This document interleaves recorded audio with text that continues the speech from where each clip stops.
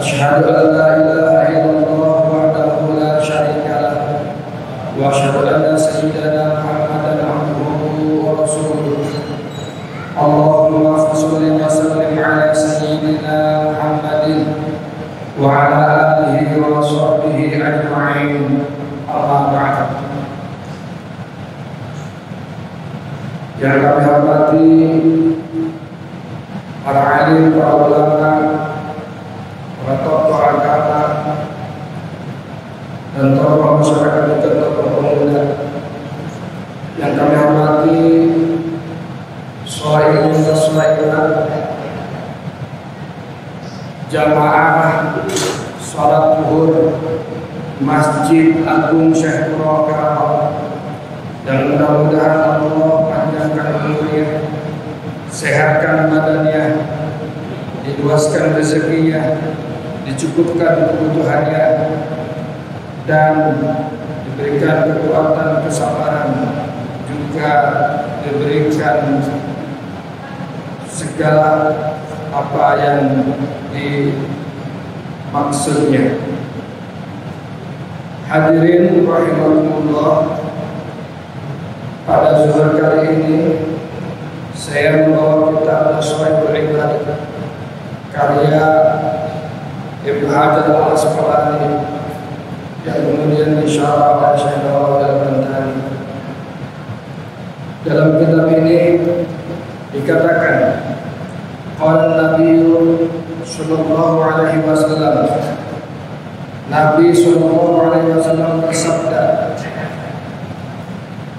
salasatun nafarin, ada 3 kelompok, 3 golongan, yuzilluhumullahu tahta zilli arsyihi, yang Allah menaunginya di bawah naungan arasy-Nya, yauma la zilla illa zilluhu, pada hari di mana tidak ada naungan kecuali naungan Allah Subhanahu wa taala, yaitu pada hari kiamat. Siapa mereka? Yang pertama, al-mutawaddiqu fil makarim, orang yang berwudu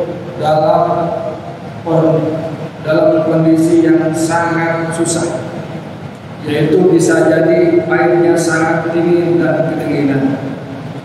Malam-malam kita bangun tahajud misalkan, itu dingin sekali.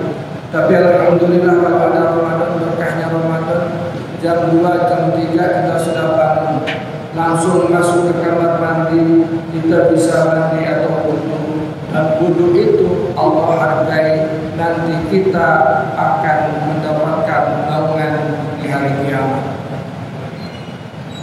Yang kedua, kata Allah, golongan wal masyi ilal masajid fi zulam, orang yang berjalan di gelap malam ke masjid untuk sholat berjamaah.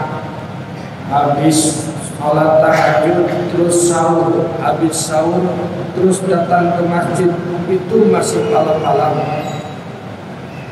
Kemudian kita ikut sholat berjamaah subuh, itu maksudnya kita dapat naungan dari Allah Subhanahu wa taala pada hari kiamat. Lalu katakan Nabi, orang yang mendapat naungan itu wa mut'imul ja'i, orang yang memberi makan orang yang lapar. Di bulan Ramadan ini semua orang berpuasa, dan kita biasa mengambil atau memberikan buka puasa kepada orang-orang, kepada masyarakat, terutama khususnya di masjid-masjid, terutama di Masjid Agung Syekh Puro Karawang. Di masjid ini alhamdulillah tiap hari, tiap maghrib kita membagikan takjil gratis 500 paket. Kadang ada juga kekurangannya karena semakin banyaknya masyarakat yang ingin takjil di masjid ini.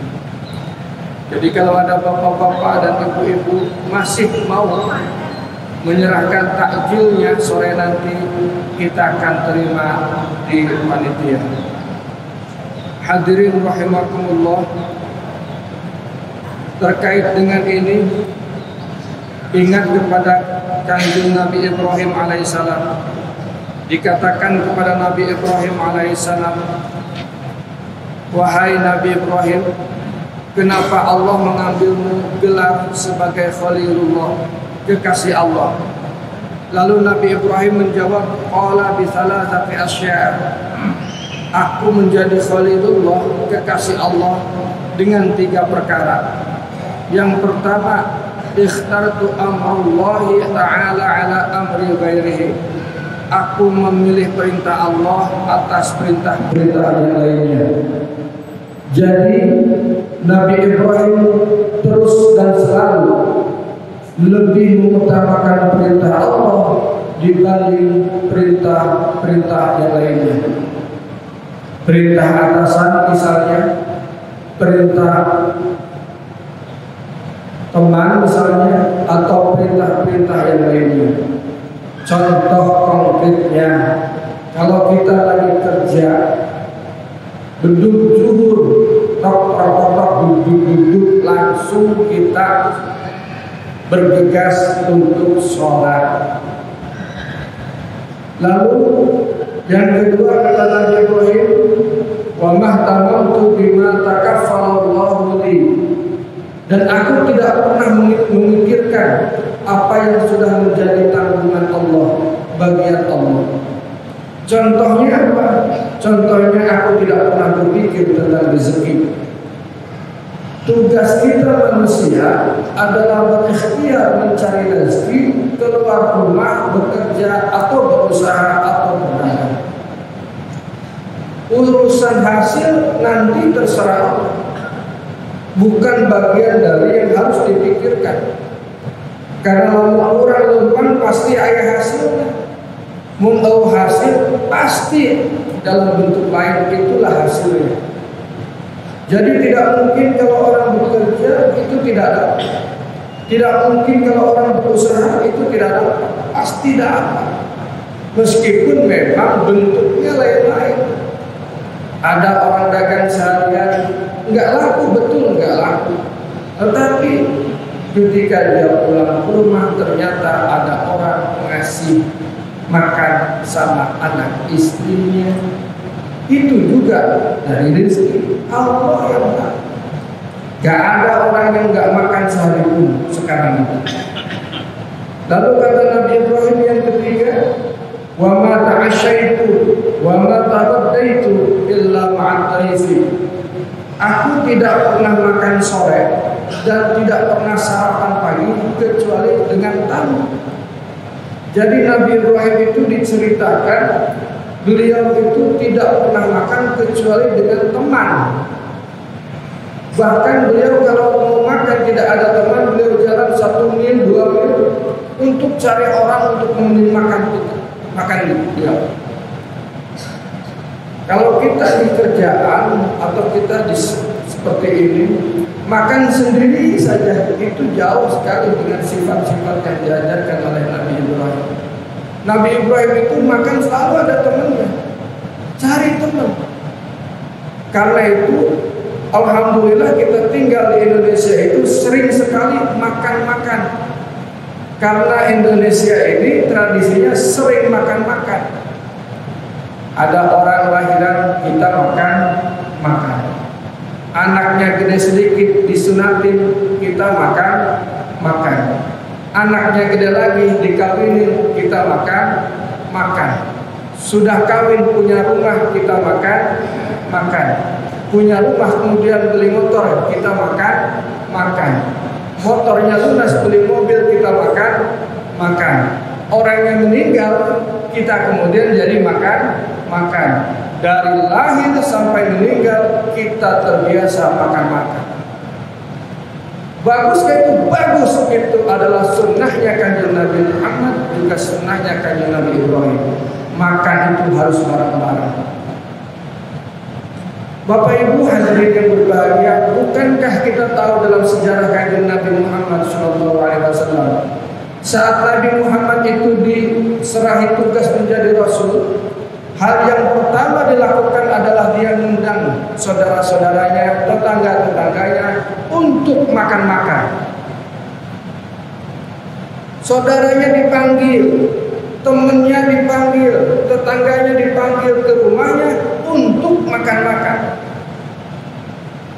Lalu setelah dia makan-makan, kemudian Kanjeng Nabi mengatakan, wahai saudaraku, wahai temanku, wahai tetanggaku, ketahuilah aku baru mendapatkan wahyu bahwa aku adalah seorang Rasul.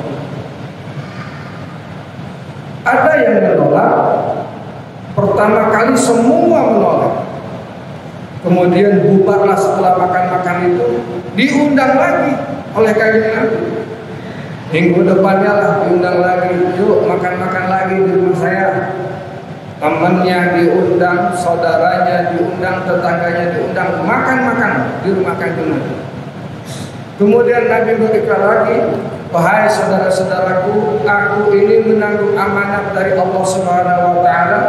Aku punya amanat yang bernama risalah kenabian, bahwa aku ini adalah seorang nabi. Kau percaya silahkan, tak percaya juga silahkan, tapi aku akan terus berjalan, terus membawa amanat ini. Sebagian menolak, kemudian dari yang menolak itu, lalu Sayyidina Ali yang masih kecil, umur sekitar 10 tahun, berdiri di hadapannya karena Nabi Muhammad diejek, diolok-olok. Kemudian Sayyidina Ali berdiri di hadapan Nabi Muhammad, melindungi Nabi Muhammad ketika Abu Jahal kemudian meledek dan menertawakannya. Lalu kata Sayyidina Ali, wahai paman, kalau kau tidak percaya dengan Nabi Muhammad, maka kau akan berhadapan denganku, kata Sayyidina Ali. Nah, itulah sebetulnya bahwa Nabi Muhammad mengundang makan-makan dan dalam hal menceritakan agama. Jadi kalau kita melihat tradisi di kita, di Karawang, di Indonesia dan di Nusantara ini, kita sering ngomongin makanan, ngomongin agama, dan di setelah itu atau sebelumnya atau mengiringi itu ada makanan, sebetulnya itu adalah apa yang telah diajarkan oleh Kanjeng Nabi Muhammad SAW. Jadi makan-makan itu penting dan itu adalah sunnah Kanjeng Nabi Muhammad SAW.